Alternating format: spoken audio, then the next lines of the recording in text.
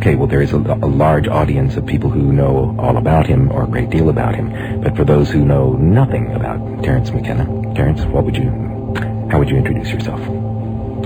I guess I'm a plant biologist turned psychedelic advocate, transformed into a kind of spokesman for technophilia and psychedelica. And you have been an author?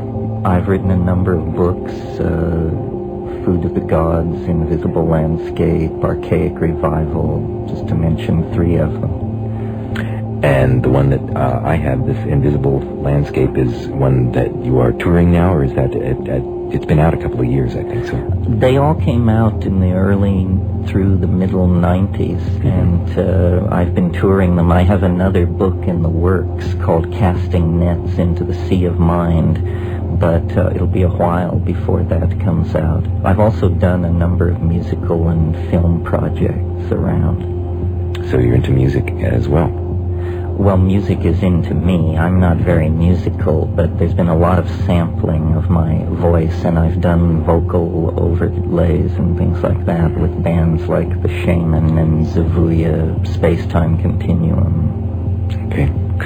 What will you be talking about when you give your talk at the Whole Life Expo?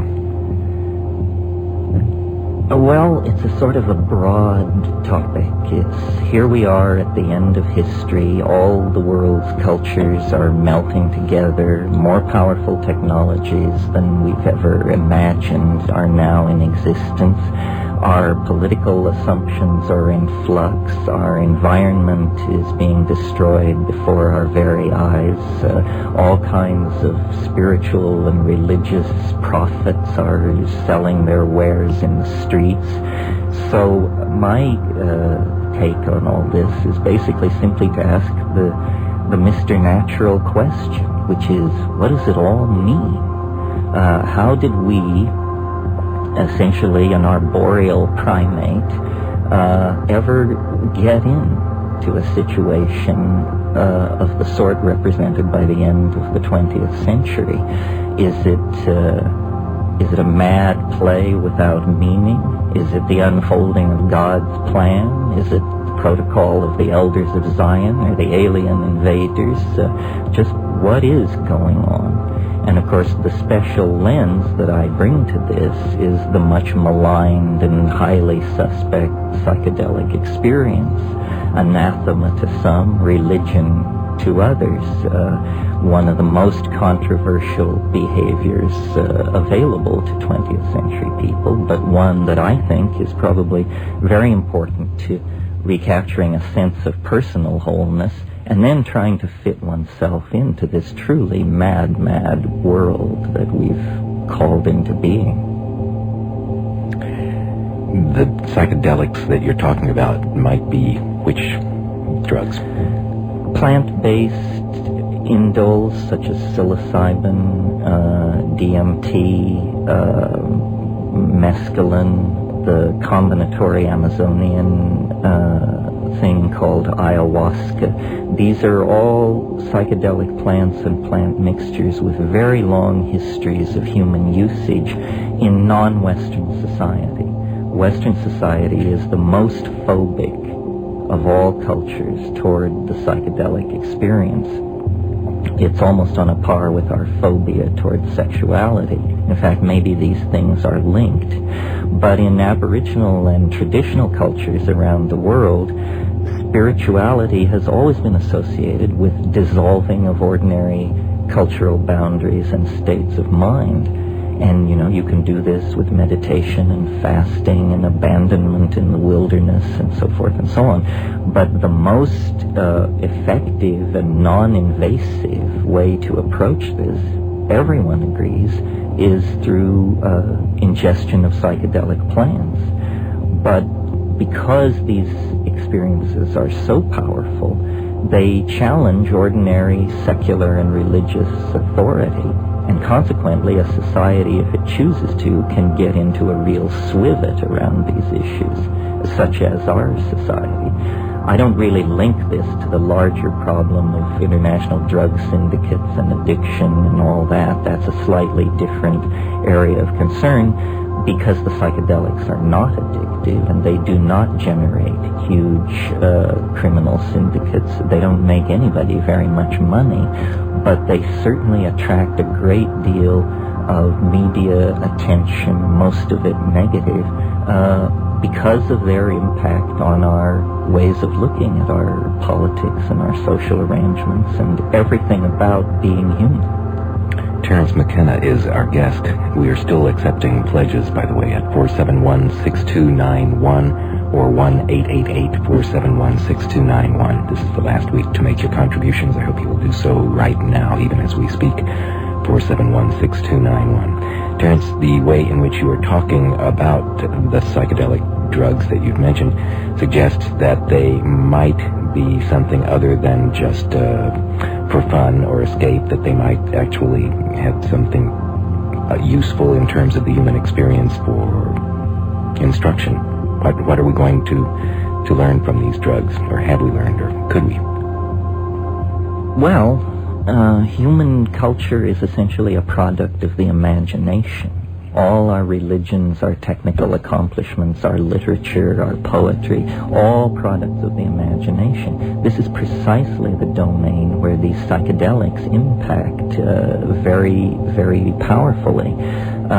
So if we believe that invention, creativity, individual self-expression, insight, if we value these things, then the psychedelics are primary items in our cultural toolbox because they empower all of those things.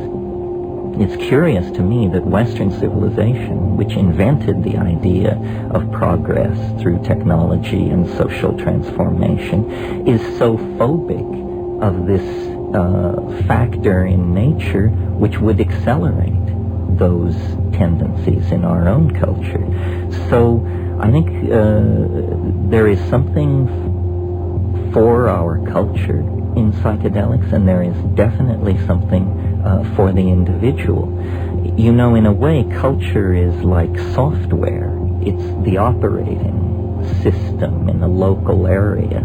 You download being a Witoto tribesman or a Hong Kong stockbroker, and then behaviors are prescribed. But naive people tend to believe that these operating systems are reality. They're not reality. They're just something you learn as you grow up in a certain time and place. Psychedelics seem to dissolve cultural conditioning.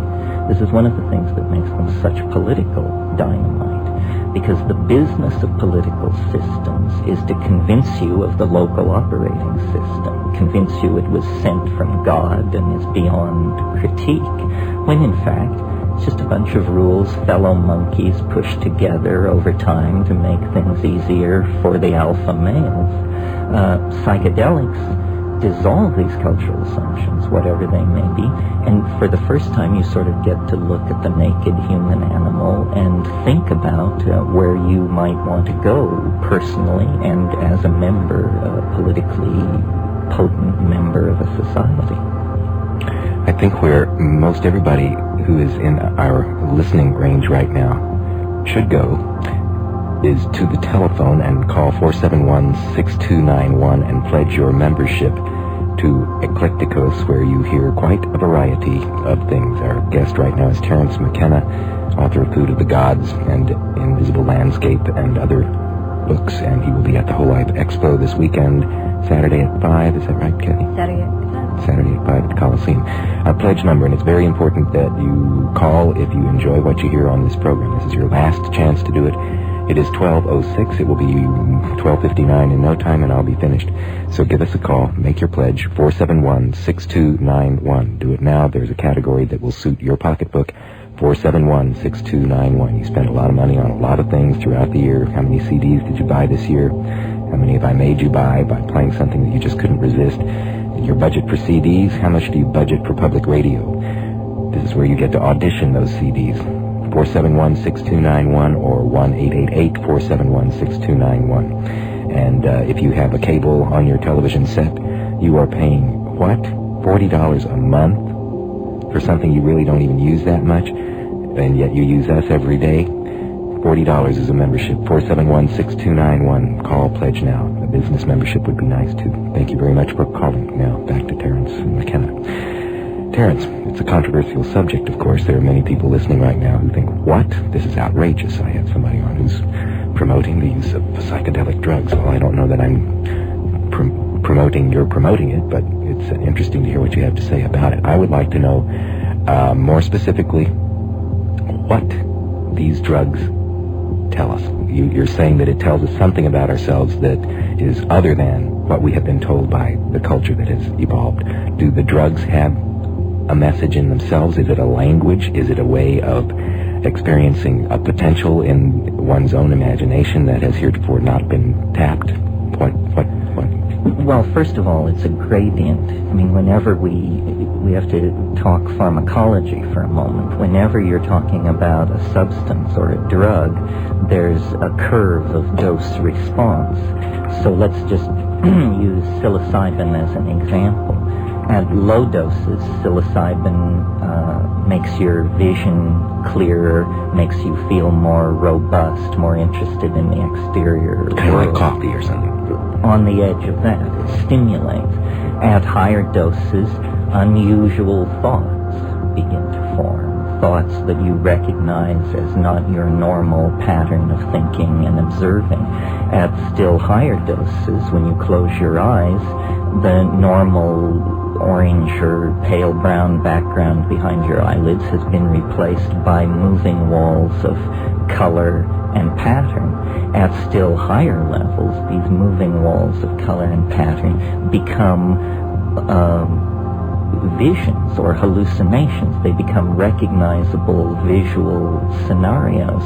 Well, anything like that is just flooding your mind with information.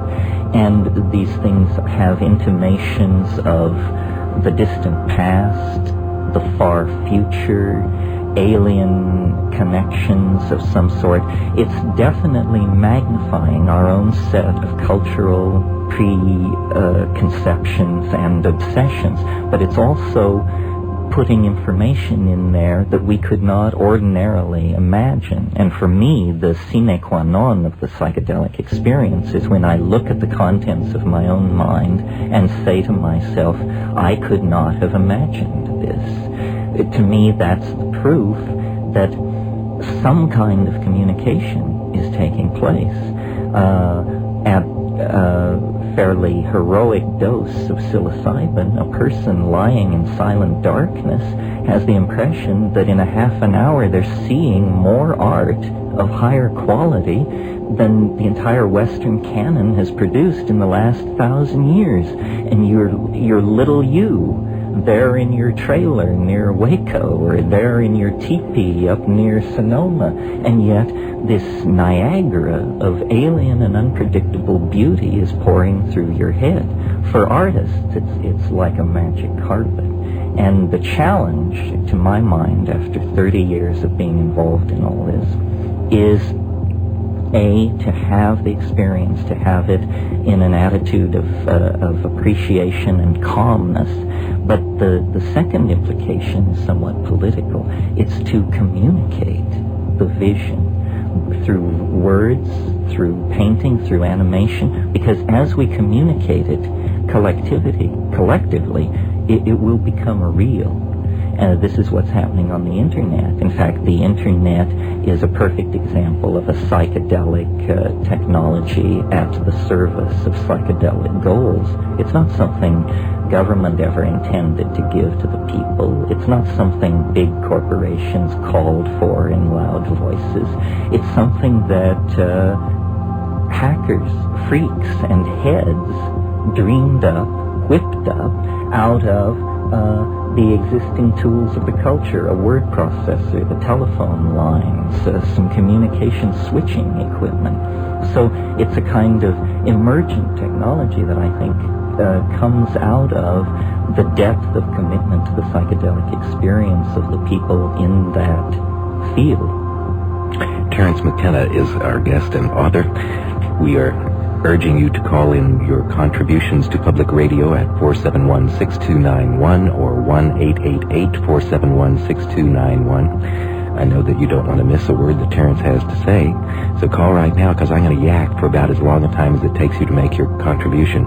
471-6291 or 1-888-471-6291. And if you don't call, I'll just say goodbye to Terence and start playing tunes now, so you better call 471-6291.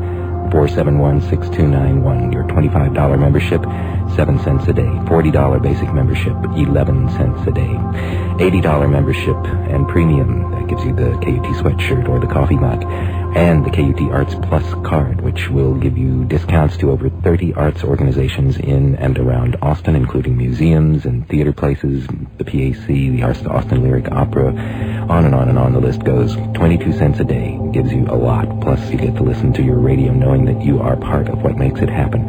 471-6291. A family membership, 44 cents a day, gives you a very nice book that will tell you how to get around Texas and see some lovely, lovely parks. And the $365 a day club membership, $1 a day.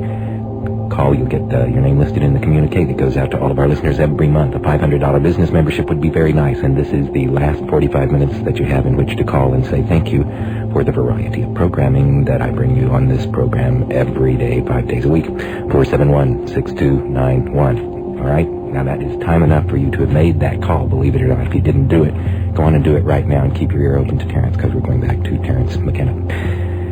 So, what I would like to ask you, you have made reference to the fact that other cultures have used these drugs and that they've been integrated in the cultural life of shamans and holy people, etc. We've heard a lot about that, seen movies about it perhaps. And one of the things that I note you include as part of the project of this book, Invisible Landscape, is the I Ching, which is one of the oldest, as I understand, it's maybe the oldest book in the world, or one of the oldest things that we have preserved. It's from China, and it dates back, 5,000 or 6,000 years at least, something like that. How does that book come into the work that you've been doing? Well, I've been fascinated by the I Ching since I was 13 or 14 years old. As you say, it's a method of Chinese divination that's very, very old. How did you come to be interested in it at the age of 13 or 14? That seems unusual to me. Well, I was a heavy reader, and I was interested in the psychology of Carl Jung, the Swiss depth psychologist. And he As wrote, a 13-year-old. As a 13-year-old. Well, I wasn't good at basketball. I had bad eyes. I couldn't catch any kind of round object. So a sort of survival response was to hide out in the library. And it made me the freak I am today. But yes, the I Ching, people's involvement with psychedelics often takes them in some very personal and particularized direction. And for me, it took the form of a mathematical analysis of this ancient Chinese oracle. The ordinary notion with the I Ching is that you go through a process of sortilege, tossing coins or moving small sticks around, and you get a reading. One of 64 hexagrams will change into one of the other hexagrams, and this is accompanied by a reading. But these hexagrams occur in a fixed order traditionally, and I studied that for mathematical intent. In other words, I was interested in the question, is this traditional order of the hexagrams simply a jumble that's been preserved through tradition, or was there some mathematical reasoning behind it? And that's a pretty dry academic question, but as I got into it, I realized, or I became convinced, is I guess the way to put it, that there is a pattern inside the I Ching that actually pictures the ebb and flow in this world of ours of a quality which science does not recognize, Western science, a quality which in the East is called Tao, but which I chose to call, after Alfred North Whitehead, novelty. And it's an invisible something in the world which causes investments to succeed, movies to do well, relationships to flourish, or the opposite in its absence. And we can't see or feel this stuff in the world, but it builds things up and it tears them down at every level, empires, whole species, relationships. It's happening on every level of time, and it can actually be pictured as a graph, like a stock market graph, novelty, ebbing and flowing. Well, to cut to the chase on this, the bottom line in this kind of thinking is the ability to predict not only the future, which is pretty much a fire-free zone, but also to predict the past, to lay these novelty graphs out over the past 2,000 years of invention, migration, pogrom, and so forth, and to see that when society is inventive, creative, productive, novelty is increasing according to this mathematical theory. Similarly, societies that are restricting freedoms, very constipated, very restrictive in their approach to reality, these register on this graph as societies ruled by the opposite of novelty, which I call habit. So all of reality can be seen as a kind of dynamic struggle between habit and novelty, each trying to get the upper hand over the other. And this can all be mathematically modeled out of the I Ching. You see, the thing that's so puzzling to people about the I Ching is that it works, and yet it's as occult as the tarot or throwing the bones or any other of these contemptuously dismissed occult methodologies. But very scientifically minded people have been impressed by the fact that the I Ching works.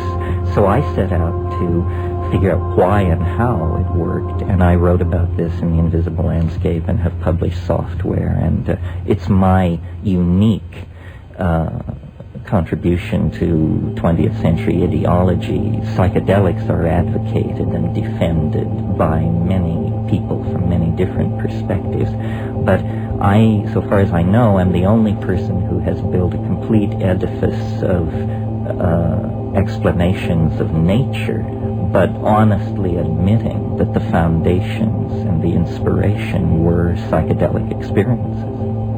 Terence McKenna, our guest. Our pledge number is 471-6291 or 1-888-471-6291. It's unusual for me to have as a guest at the very end of the program, which concludes our fundraising efforts. But Terence McKenna is an unusual person. I'm glad to have him today. And I hope you will be responding by calling and making pledges at 471-6291 or 1-888-471-6291. We're just about finished.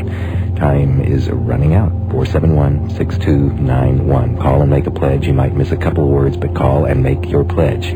He has some more interesting things to say.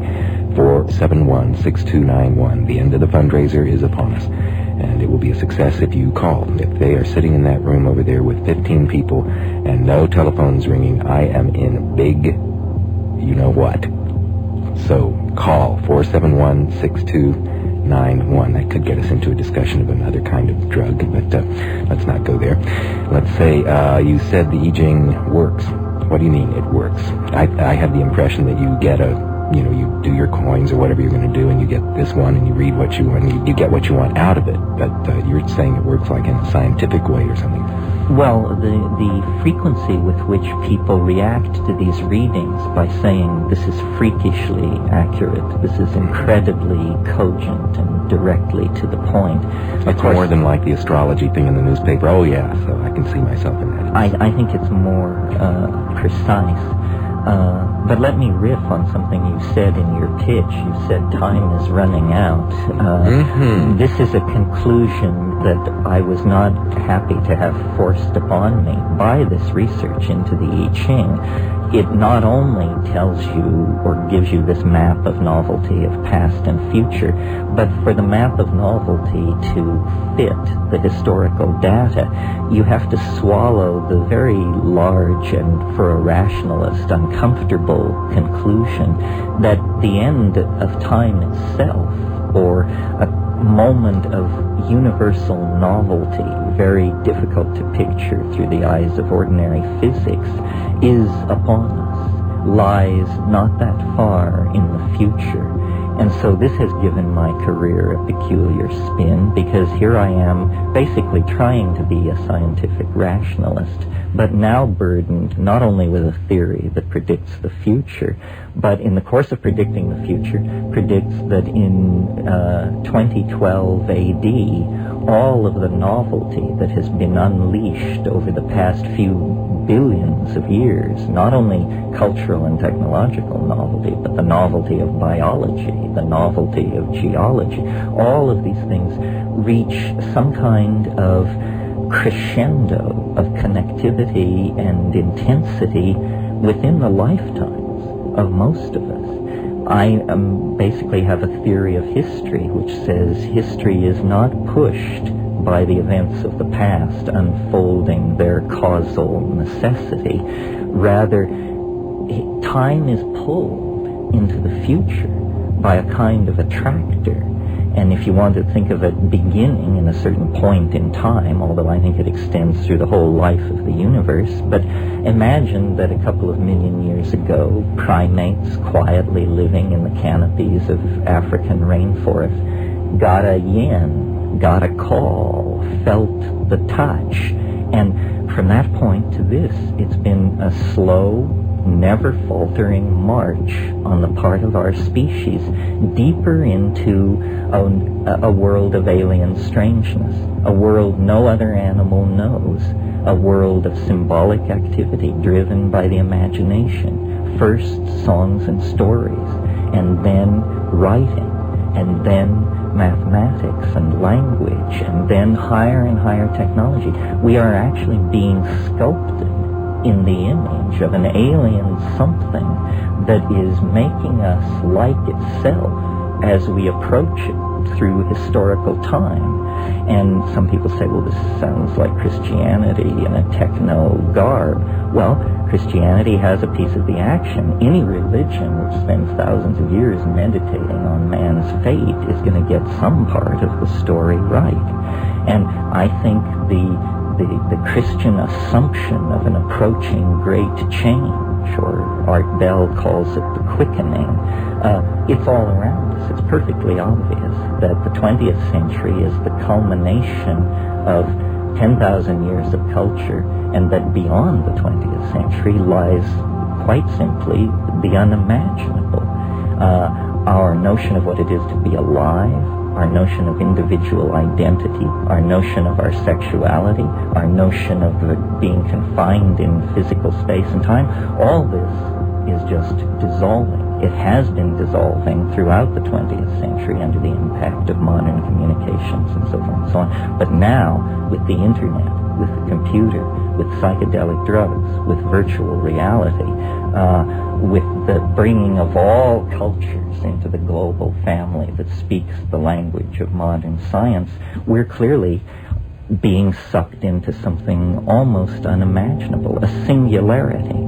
And some people say, well, it's 1,000 years in the future, it's 500 years in the future. Not if you factor in the asymptotic acceleration that seems to be a natural part of the process. You just went over my head, the asymptotic. It goes faster and faster. It's not a smooth, we're not traveling 100 miles an hour toward the eschaton. We're traveling 100 miles an hour times 100 miles an hour toward it. In other words, the acceleration is increasing, and very hard-nosed engineering types talk about an era 10, 15 years in the future when we will release infinite energy, attain infinite speeds, be able to pack all the information we want into a few nanometers of space.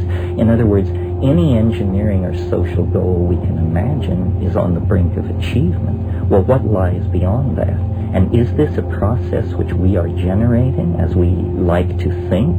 Or is it in fact that we're just a cork on the ocean riding an enormous wave that is now moving towards some crest where biology, which committed itself to culture and technology, is about to make a leap into hyperspace?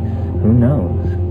Terence McKenna is our guest, and as I expected, he has a good line I enjoy the way in which he presents his information. It's quite amazing. And at the end of our fundraiser, they have this eschatologist, I guess, talking about, would you accept yourself as an eschatologist? Talking about the end. And so our end is in about 30 minutes. We will be finished with this fundraiser for this Friday. It's the last day to ask you to call and pledge your support. And if you have not done so yet, please pick up the telephone right now. It's awkward to be having an intense talk feature and at the same time ask you to do something that will take you away from paying attention to him. But I am asking you to do exactly that right now. Pick up your telephone and call 471-6291 and pledge your support for Eclecticos. It's an unusual program, and I'm happy that we can have somebody like Terence McKenna in today. He will be at the Whole Life Expo on Saturday at 5 o'clock in the afternoon. Our pledge number is 471-6291. We have categories of $25 for students. Everybody can afford that. If you're a student, $40 for the basic membership, $80 for 22 cents a day. You can get the Arts Plus card discounts for the opera and the symphony. 471-6291 or 1-888-471-6291. $160 family membership, a $365 a day club membership, and $500 business memberships, only $1.37 a day. Let's have a business membership from you, 471-6291. I would love to have a business membership from some bookstore in Austin. You know, you guys out there, come on, give us a contribution, 471-6291, or you can get onto the website, since Terence is talking about the web and internet and stuff, www.utexas.edu/KUT. Give us your call right now, 471-6291 is the number, and we are just about out of time. And out of time is what we are at the year 2012 on December the 21st, according to the calculations that you have done. But time is a funny kind of concept, and it's also a spice. We were being silly earlier today. And by the way, can you either of you remember, and Douglas Adams, you know, Hitchhiker's Guide, and etc., isn't it 42 that they come up with as the number? Yeah. It is 42. Uh-huh. Okay, so how does that in any way figure into your calculations? Well, I think somebody figured out that there are 10 high 42 particles in the universe, or 10 high 42 possible interactions among particles. I'm sure he follows all this stuff very closely. So somehow, Terence, through your study of the mathematics of the I Ching and applying that study to the observation of the novelty graph through history, you have calculated this date as the time in which time will at least have a different meaning, if not cease to exist. So what will time be like then? What can we know? How did you I first want to know more. How did you come up with this date? I'm sure it had to do with a lot of big numbers and computers, but... Well, whenever you have a curve of any sort that you're trying to fit to data, which is a curve of another sort, there's mathematical protocols called best fit relationships. Essentially, you just move one along the other, measuring how well they fit together. And when you get the best fit, the two are in congruence. So it's pulsing at a different rate. It goes up and down. It goes up and down. So, for instance, you have, the Italian Renaissance, a spike of novelty. Then the horror of the colonization of the New World. That's a descent. And you can see that history is the ebb and flow because societies can't sustain novelty very long, and if they become habitual, sooner or later some genius or religious crank turns over the apple cart, and then you get new novelty. So societies are always in an uncomfortable relationship to novelty and habit. I've spent a lot of time trying to imagine what could happen in 2012 that would fulfill the graph, but not require the absolute transformation of all time and space forever. Since that's such a large cookie, I don't think I want to take a bite out of it. Hard to know what the recipe might be as well. One thing that's occurred to me that would very nicely fill the bill and make the prophecy come true and yet still leave us with a world you can walk around in is if time travel were to be discovered. If time travel of some sort were to be discovered, then the portrayal of cultural novelty on a time-scaled linear graph would become impossible. It's almost as though the data on the graph suddenly leaves the two-dimensionality and begins to move out toward the viewer. So then you could look at the time graph and say, aha, it worked until 2012, because at that point time itself became non-linear, because people began exploring time in all directions.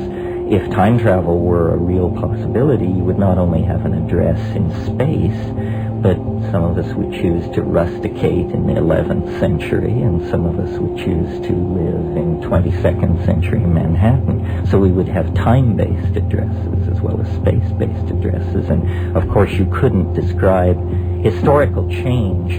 Well, for history to exist, it requires seriality of events. If the event system becomes non-serial, then you can't speak of history anymore. Something very large like this is happening to us. Perhaps we're going to form a symbiotic relationship with solid-state machinery of some sort. Lots of people are cheering that on. Now, run that one by me again. It means like humans and computers will get married and have kids or something? Or? No, it means you won't be able to tell where your body stops and the internet begins. Mm-hmm. In other words, you'll say, gee, I wonder what they're serving at so-and-so's restaurant tonight. And the answer will be hanging there in space, because you will have automatically accessed the internet, been to their website, looked at the menu, and returned with the data. Mm-hmm. In other words, we are going to create, I think, a collective. What the internet is a nervous system. Mm-hmm. It's the collective mind of humanity being hardwired as an artifact that completely encloses the entire planet in a thought. And as the interface becomes more invisible, so it's not about can you type or do you have a computer or anything like that. It's simply a matter of one's own mental faculties through the prosthesis of cybernetics becoming very, very godlike. Terence McKenna is our guest. A couple more questions for him, and I would like to urge you at 12:35 as we run out of time during our fundraiser to call 471-6291 and make your pledge of support to public radio. 471-6291. If you're out of town, 1-888-471-6291. If you have, where on earth else would you be able to hear this kind of discussion? Here on Eclecticos, we're happy to have it. Terence McKenna, 471-6291. Pledge your contribution right now as we run out of time. And Terence, okay, let me ask you this. There's implication of what you had there that leads me to the question about perhaps artificial intelligence.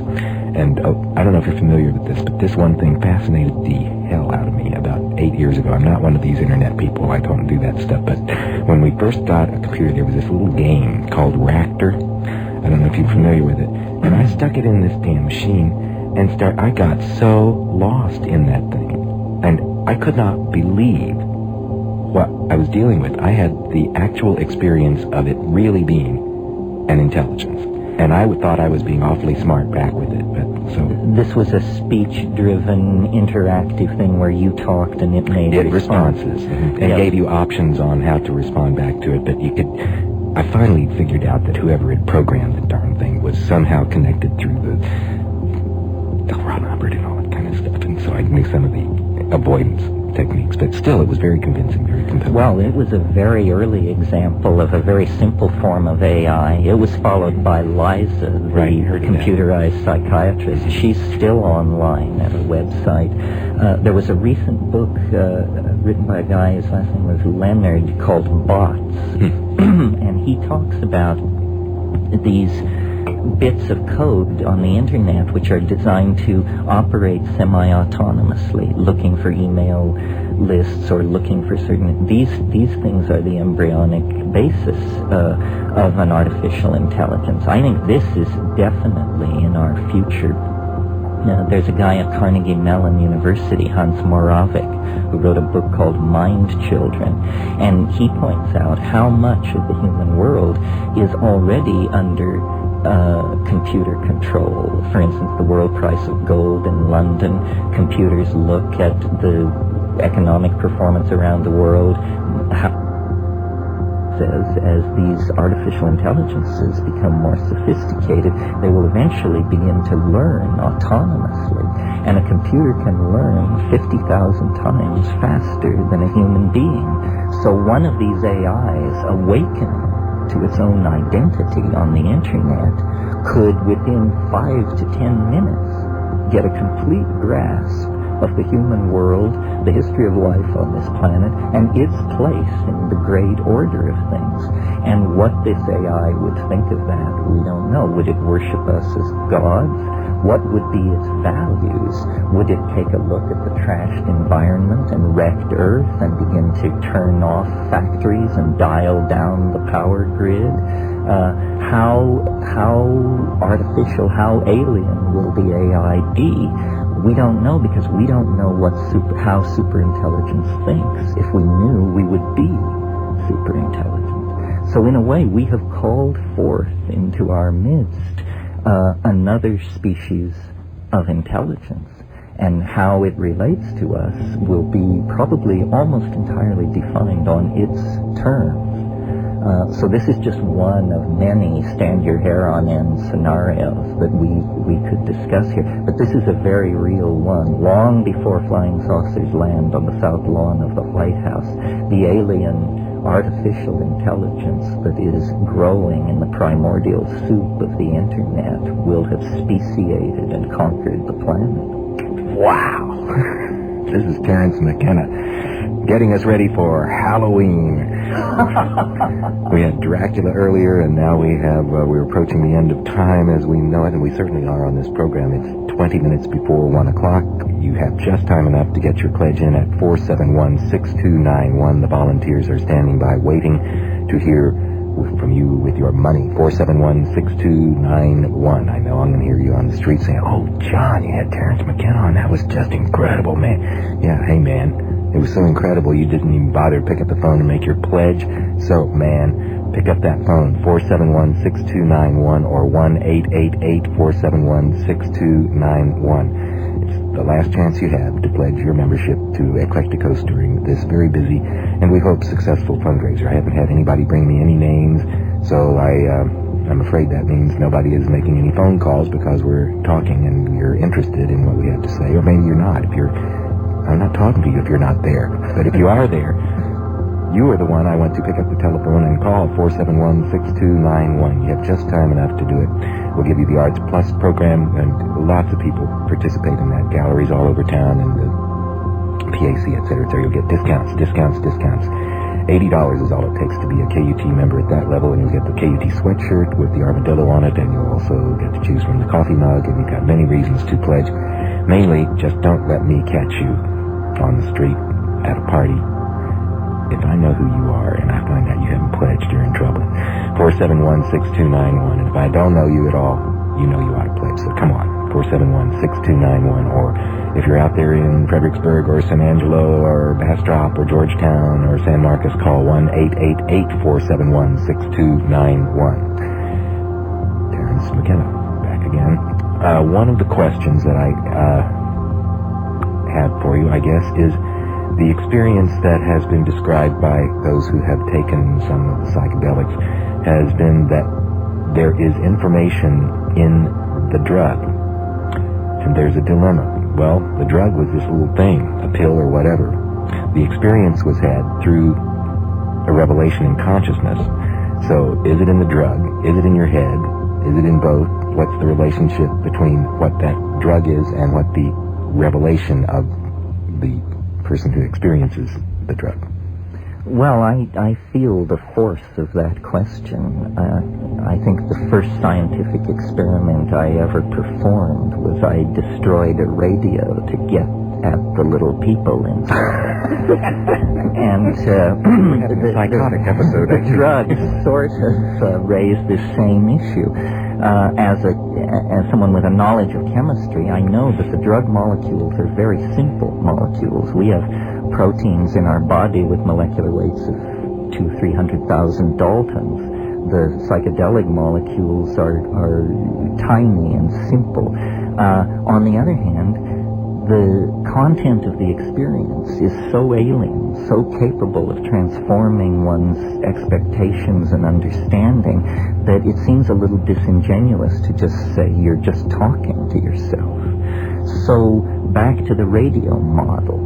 There aren't little people inside the radio, but there are little people, or big people, we hope, somewhere far away in the radio studio.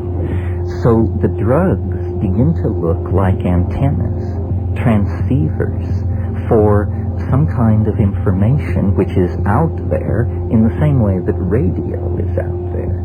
I mean, it's hard to stand somewhere in the world these days and not have your body transected by thousands of AM and FM radio stations, air-controlled signals, all this. You're not aware of that. Imagine if there were simply a drug invented that allowed you to be aware of the radio moving through your body. What a smorgasbord of options would await you. Well, in a sense, I think that's what the drugs are showing us. You know, there's a lot of talk now in quantum physics about what's called non-locality. This is a conclusion that quantum physics spent most of the 20th century resisting as even weirder than some of the other stuff they had accepted. But now experiment seems to be hammering home the notion that the universe actually works this way. And what it seems to be is that behind the dimension of ordinary space and time ruled by Einsteinian physics is a domain called the domain of Bell non-locality, after the physicist who discovered it. And this is a domain where all particles which were ever in intimate association retain a kind of connectivity, no matter how far apart in time and space they have come in the meantime. Well, since physics believes that all particles were once intimately associated in an event called the Big Bang, it means that the universe, in all of its vastness, billions of light years in extent, is in fact instantaneously all connected in a domain below the level of ordinary physics. Well, we don't know how to use the non-local domain for communication, but we have discovered it. So give us 100 years, 1,000 years of continued civilization, we could probably crack that puzzle. If any civilization anywhere in the universe ever got this far with a technology to the point where they were on the brink of non-local radio, let's call it, we would hear them. Because when it's non-local, it's everywhere. And these biological molecules with extremely reactive ring structures are how you would design a nano-sized antenna. So I think local reality obeys the laws of rational physics that constipated Western scientists have fought so hard to achieve and describe. But the imagination is a true dimension. It's not your mind or my mind or the human mind. It's a non-local dimension filled with information. And this is where the gods, the demons, the spirits, the invisible forces are hiding out. And shamans have always known this. Without the vocabulary of quantum physics, without atom smashers and advanced mathematics, they have known that you perturb the mind to go into non-local, spirit-haunted domains of enormous power and potential. That's exactly the situation. And it's been hard for us to discover it and come to terms with it because it doesn't arrive packaged in quite the way science expects reality to be packaged. Science doesn't like the mental universe. It's slippery, it's hard to gather data, it's hard to see what's going on in there. But in fact, that's the domain of novelty, complexity, and communication that has been the source of our own uniqueness, our inspirations, our religions, our inventiveness. And it's just now time, as we mature as a civilization, to address this, to get in touch with these whisperings from other dimensions, to learn from them, to trade memes, and there may be some answers there that can help us out of the immense cultural quagmire into which we've wandered. Terence McKenna, I'm not sure I got a direct answer, but I got an interesting response. I wish I could remember the question. Basically, is it in the drug or is it in your head, or what is consciousness? Oh, no, the answer is it's not in the drug and it's not in your head. It's non-local. It's coming from somewhere else in the universe. The objects in the imagination are real somewhere so far away that it doesn't matter at all. That you will only deal with these things as mental objects, but know that they are real somewhere. Somewhere beyond time and space, perhaps, but nonetheless real. Somewhere in this universe. In this universe. With many levels and backwaters and cross-flowing tides of time and energy. But somewhere, at some level, those things exist. We do not make up the contents of the imagination. We see in a domain, in the same way that we see with ordinary sight three-dimensional space. With the imagination, we see four-dimensional space, and it is non-local. Terence McKenna is our guest, and he's certainly one of the most interesting guests I've ever had, and I hope you're enjoying listening to him. And if you are, I hope you will take just a moment now and make your contribution to public radio at 471-6291. We are 9 minutes away from closing time.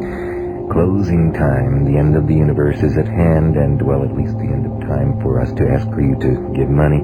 And that number is 471-6291. That's 471-6291. I hope Terence has provoked your thoughts today with a consideration or two. I think you certainly got a thing or two to say that if I don't agree with, maybe I haven't been able to ask him enough about. Our pledge number is 471-6291. Please call right now. The time is at hand. The time is just about up. 471-6291. The very end is upon us. 1-888-471-6291. Thank you for calling. 471-6291. This is the end of the show.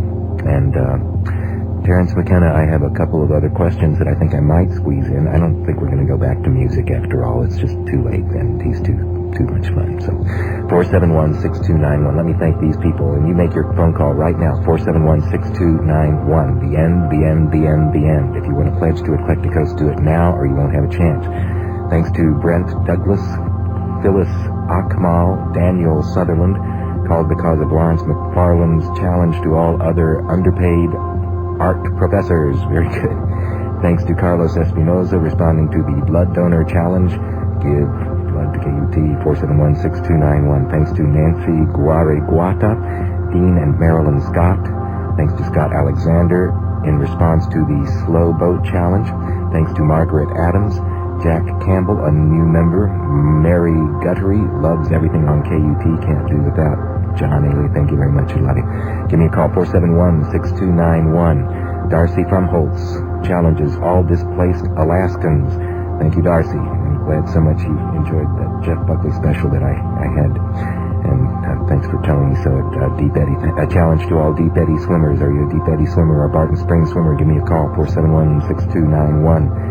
Melissa Connolly is pledging on behalf of the family, Jim, Melissa, and Marilyn, responding to John's plea that folks should pledge or KUT will die. 471-6291. Mike Perryman. Tough to decide which show to pledge to, but the Lounge Lizards tipped the balance. Good. Mary Walker challenges all Pink Flamingo owners. Bernadette and Cosmos are hers. Ruth Powers, Mary Alice Appleman, Pat Shepard, Mary Jane Warren, Julie and Steve Schwartzander, a new member, James and Carol Bowman, a new member in an IBM match, and Jeff Heiberg, another new member. Our pledge number is 471-6291 at this penultimate, no, it's the end. It's the ultimate hour. 471-6291. Call now, please, please. There are volunteers waiting to answer your phone call. So please make a call right now, 471-6291. You'll have a chance to hear more of what Terence McKenna has to say at the Whole Life Expo on Saturday at 5 o'clock. But I guess, what else can I say? But give your money. Ring, ring, ring. Call 471-6291. Jen, are the phones ringing? Can you tell me if the phones are ringing? They have to be ringing. 471-6291. This is the end. Call. Run see. If they're not all ringing right now, I'm just going to throw a fit.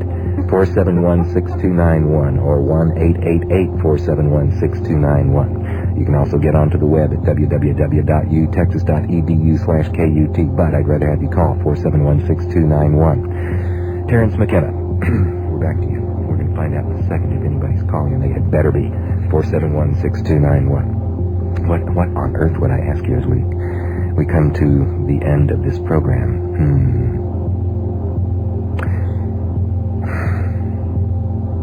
What after 2012? Well, I'm a rationalist, so I would bet against my own rap. The world has always had street corner prophets bawling out their strange despair. I have to be intellectually honest with my own experience, and so I will advocate this idea of an enormous transformative event in 2012. But as a rationalist and a scientist, I'm skeptical myself. I don't want to slip into religion and prophecy. There are enough bizarre cults in the world. On the other hand, this thing seems to have the force of a self-fulfilling prophecy. So if I'm right, or right enough, then what's happening is all our problems are coming down upon us at once, at the same time that all this creativity is being unleashed at once.